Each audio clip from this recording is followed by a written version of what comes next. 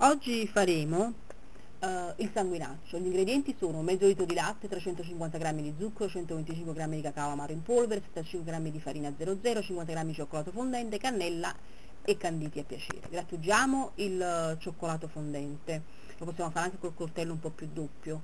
Uniamo il cacao amaro, la farina e lo zucchero in una pentola, li giriamo bene e poi a questi uniamo il latte, mi raccomando piano piano e girando senza far fare grumi.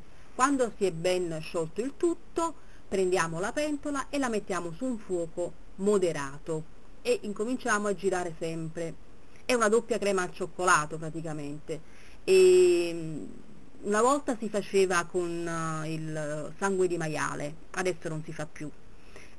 Quando incomincia a bollire lo leviamo dal fuoco, lo facciamo stare 2 minuti, poi lo leviamo dal fuoco e uniamo il cacao, quello lì grattugiato, poi la cannella, mi raccomando girate bene, fate sciogliere bene il cacao e poi a piacere i canditi. Una volta fatto questo continuiamo a girare, facciamo sciogliere bene la cioccolata, quella che abbiamo messo grattugiata, e versiamo in una ciotola con coperchio. Questa si conserva anche 10-12 giorni.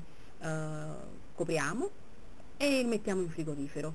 Può essere servita con biscotti secchi, savoiardi, chiacchiere ed è un dolce tipico napoletano per carnevale.